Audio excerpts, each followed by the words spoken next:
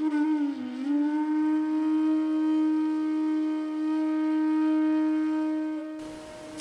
થોડાક ટાઈમ પહેલાની જ વાત કરું તો આપણા મોટા કાલાવડ ગામ છે ને, અહીંયા એક આપણા બાપા હતા, અહીંયા આવતા ઉપલેટાએ સેવા કરવા આવતા, ભીમ બાપા હતા. બરોબર, તમે આ રામજી બાપા ઓળખતા હશે. એ ભીમ બાપાને અક્ષર જ્ઞાન નહોતું, કોઈ સ્કૂલમાં નહોતા ગયા. અમે નાનપણથી એને જોતા, અમારે ત્યાં આવતા પોરબંદર.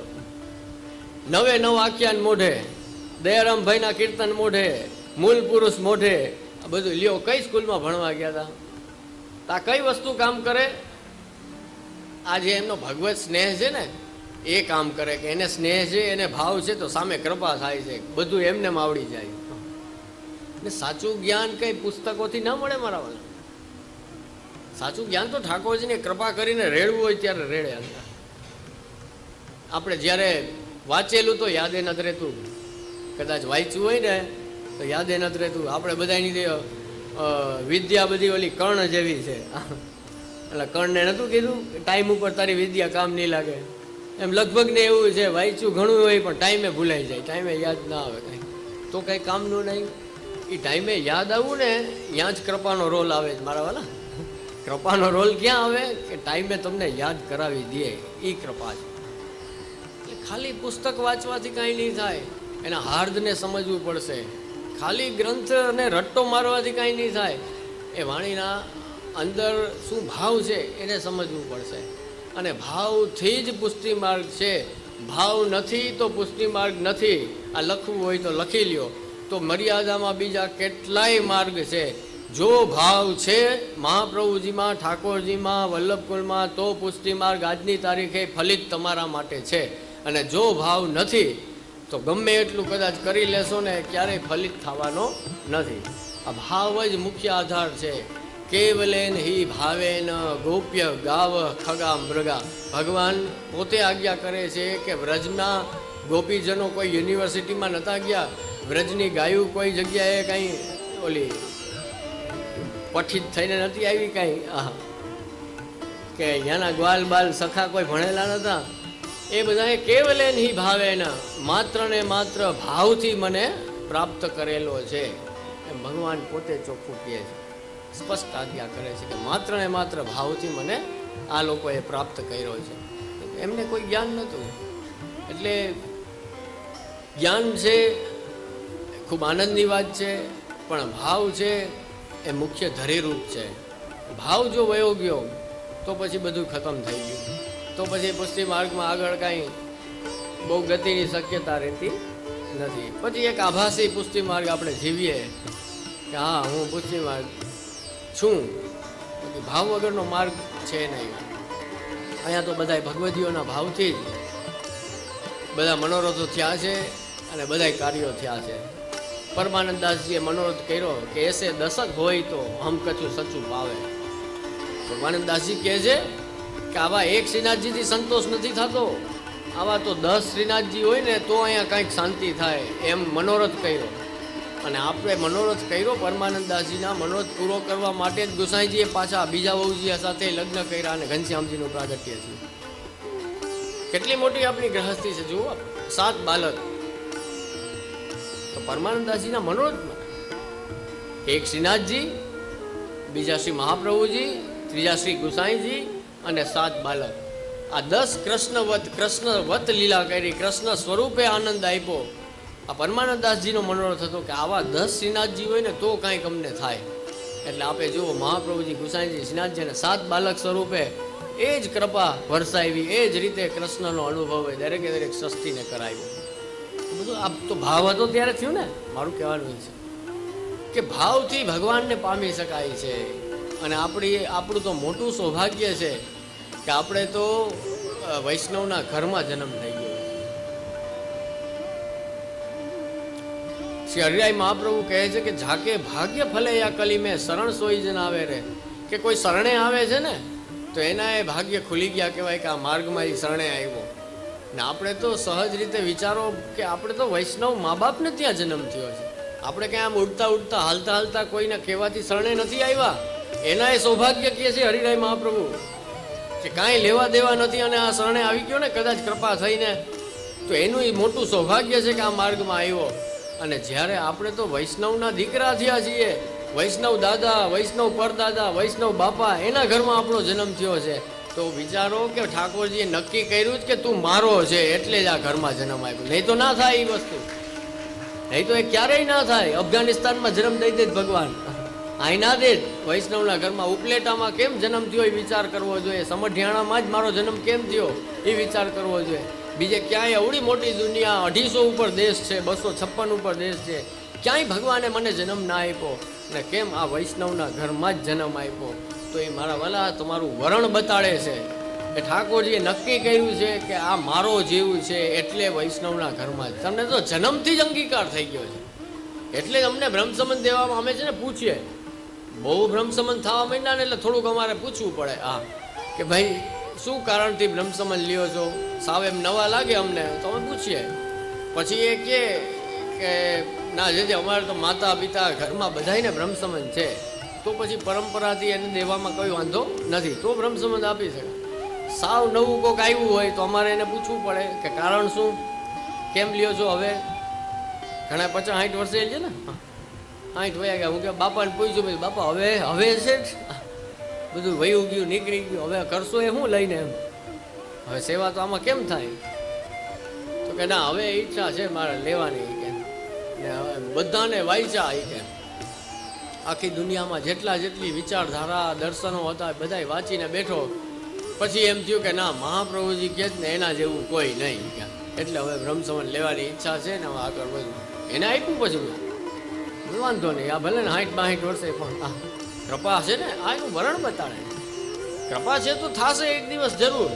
અને ગોખલેશ પ્રભુએ તો આપણે સર્વોત્તમજીની ટીકામાં બહુ સુંદર આજ્ઞા કરી છે કે જેમને જેમને બ્રહ્મસંબંધ થયા છે એમણે એક ગૌરવ રાખવું, એક જેને કહેવાય આધાર, એક વિશ્વાસ રાખવો કે એને કોઈ દિવસ ચિંતા કરવાની જરૂર નથી. વહેલું કે મોડું, આ જન્મે કે બીજા જન્મે પણ ભગવત પ્રાપ્તિ એને એક દિવસ 100% થશે અને થશે, જેમ ગોકુલનાથજી આજ્ઞા કરે. બ્રહ્મસંબંધ થયું ને એટલે બસ, નહીં તો થાત જ નહીં. ઘણાને ગમે એટલું કથા કરી લ્યો, શિબિર હું 7 દીની કથા કરી લ્યો તો એ ના સૂઝવાનું હોય તો ના જ સૂઝે. એને ગમે એટલું કરી લ્યો એ વૈષ્ણવ ના થાય, એની સેવા માર્ગમાં ગતિ ના થાય, એને રુચિ થાય જ નહીં ઠાકોરજીમાં કે બાળકોમાં કે આ આપણા માર્ગની રીતમાં. પણ જે હશે આપણો એ કદાચ અમેરિકામાં બેઠો હશે ને, કદાચ ઓલા ગોરાને અહીંયા જન્મ થયો હશે ને, તો એ પુષ્ટિનો જીવ હશે તો એ અંગીકાર થશે, એ આવશે જ એક દિવસ. એને ગમે ત્યારે જ્યારે પણ સત્સંગ પ્રાપ્ત થશે ત્યારે આવશે. ભગવાન પોતે કહે છે કે નાયમાત્મા પ્રવચનેન લભ્ય ન મેઘ્યા ન બહુધા શ્રુતેન, કે હું પ્રવચનોથી નથી મળતો, બહુ સાંભળવાથી નથી મળતો, બહુ મેઘાવી બુદ્ધિથી નથી મળતો, બહુ ચતુરાઈથી નથી મળતો. તો ભગવાન આપ મળો કેનાથી? તો આપ બહુ સિમ્પલ વાત કહે છે કે યમે વૈશ વૃણુતે તેન લભ્ય. તો કેટલી સરળ ને સિમ્પલ વાત ભગવાને કરી છે કે મેં જેને નક્કી કર્યા છે કે આ મારા છે, મેં જેનું વરણ કર્યું છે એને જ હું પ્રાપ્ત થાઉં છું. આ સૃષ્ટિની શરૂઆત થઈ ને, ભગવાને આ સૃષ્ટિ બનાવી એકોહમ બહુશ્યામાં, કે સ એકાકી ન રમતે સ્વ દ્વિતીયમ ઇચ્છત, કે ભગવાનને એકલા કંટાળો આવતો હતો એટલે બીજું પ્રગટ કર્યું. ભગવાને જુઓ, કોઈ ભગવાનને જે કાંઈ કયો ખામી કે ખૂબી એ હતી કે ભગવાન એક જ છે પોતે, બીજું કાંઈ છે જ નહીં. ભગવાન એકલા જ છે આપણા શાસ્ત્રોના મતે, બીજું કાંઈ છે જ નહીં. આ વાસ્તવિકતા છે. તો હવે ભગવાનને પોતાની અંદર જે ભરેલું છે, પોતાનો આનંદ, પોતાની શક્તિ, પોતાનું સામર્થ્ય, પોતાની કલા, પોતાની આવડત, જે કાંઈ ભગવાનની અંદર ભરેલું છે બધું, એનો આનંદ ભગવાનને લેવો હોય તો પછી બીજું પ્રગટ કરવું પડે ને. એ પ્રગટ કરે તો એનો આનંદ લઈ શકે કે વાહ મારામાં આટલું છે. જેમ કોઈ ચિત્રકાર છે, કોઈ કલાકાર છે, તો ચિત્રકારને ખબર છે કે મને બહુ સરસ ચિત્ર દોરતા આવડે છે, હું સરસ ચિત્ર દોરી શકું છું, એમાં રંગ પૂરી શકું છું અને આબેહૂબ બહુ સુંદર ચિત્ર તૈયાર કરી શકું છું. પણ બેઠો રહીએ તો એને આનંદ આવે, એ અનુભવ થાય કે મારી અંદર ખૂબ આવડત છે, મારી અંદર ખૂબ કલા છે, કૌશલ્ય છે, એનો અનુભવ એને થાય કેવી રીતે? એનો અનુભવ એને ક્યારે થાય કે જ્યારે બીજું કંઈક એ સામે રાખે, કેનવાસ રાખે હાથમાં, પછી ઓલું બ્રશ લે, ડ્રો કરે, એમાં રંગ પૂરે, બધું બનાવે ચિત્ર, અને એક સુંદર ચિત્ર તૈયાર થાય ને પછી એને જુઓ હૃદયમાં એવો આનંદ થાય કે વાહ, મારી અંદર તો કેવી કલા છે, મારી અંદર કેવી આવડત છે, કે જો કેટલું સુંદર ચિત્ર મેં બનાવ્યું. એમ ભગવાને પણ પોતાની અંદર જેટલું ભરેલું હતું ને એ બધું આ સૃષ્ટિના માધ્યમથી બહાર પ્રગટ કર્યું. અને હવે ઠાકોરજી એમ કે જોવો વાહ, મારી અંદર કેટલું છે, આ બધું બહાર દેખાય છે ને એ બધું ઠાકોરજીમાંથી જ પ્રગટ થયેલું. એનો વૈભવ છે, આ એનો લીલાનો વૈભવ છે. ગોપાલદાસ અનંત લીલા પ્રગટ શ્રી વલ્લભ ક્યાં, કે મહાપ્રભુજી આપણને બતાવી નહીં તો ખબર ક્યાંથી પડત મારા વાલા કે આટલી આટલી અનંત લીલાઓ પ્રભુની છે. એ પ્રભુની અનંત લીલા આપે પ્રગટ કરી છે. પ્રભુ એકલા કંટાળો આવતો હતો, જેમ આપણને કંટાળો આવે તો આપણને તમે બીજા 2-4 બહેનોને ભેગા કરો ને, હા, પછી આપણે તો કૂથલી કરીએ કોકની, હા, આપણને રસ એમાં આવે, હા, એમાં ટાઈમ પાસ કરીએ આપણે. અને ઠાકોરજીને પોતાના આનંદ માટે આખું પ્રગટ કર્યું. જે વૈભવ આપણને દર્શન થાય છે એ વૈભવ આખો સ્થાનનો કયો, સમયનો કયો, જે કાંઈ કયો એ બધો વૈભવ આપણી સામે છે એ પ્રભુએ પોતે પ્રગટ કર્યો કે મારી અંદર આ ભરેલું છે. હું હવે એકલા કંટાળો આવતો હતો ભગવાનને, એટલે પોતાના મનોરંજન માટે, પોતાના આનંદ માટે આ સૃષ્ટિની રચના કરી છે.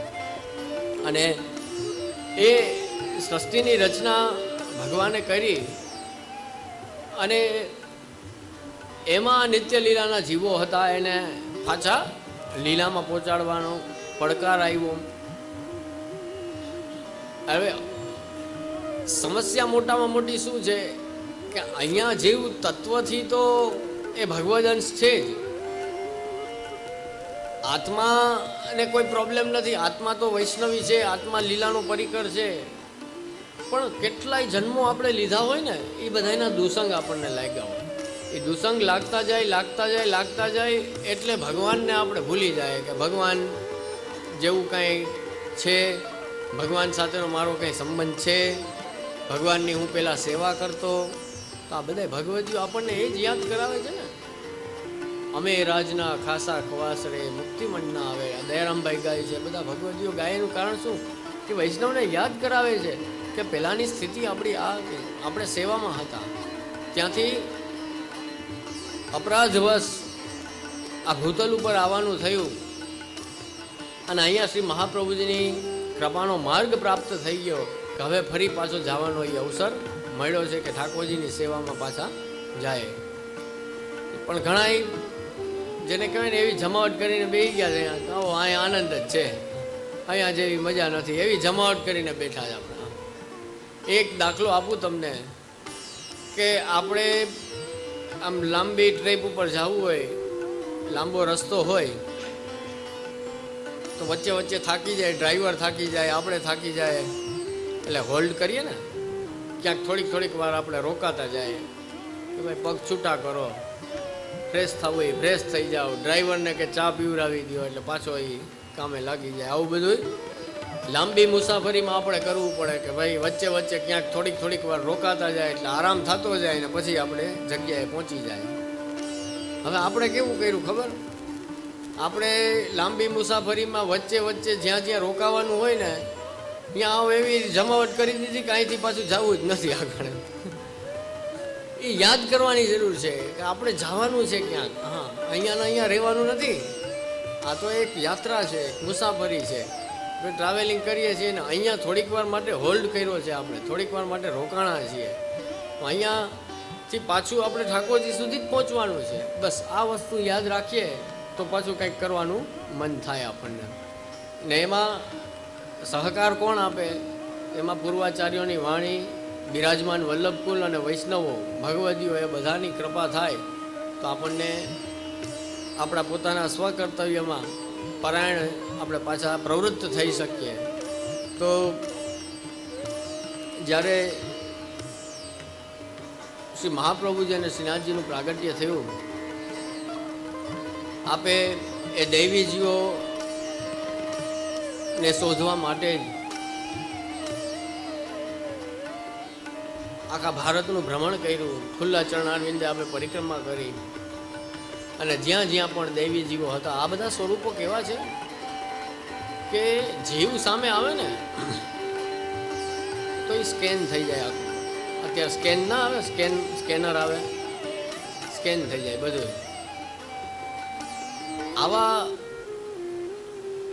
આચાર્યોની સન્મુખ થાય, મહાપ્રભુજી છે, ગુસાઈજી છે, હરિરાય મહાપ્રભુ છે, ગોકુલનાથજી છે, તો એ જીવને ઓળખી જાય તરત.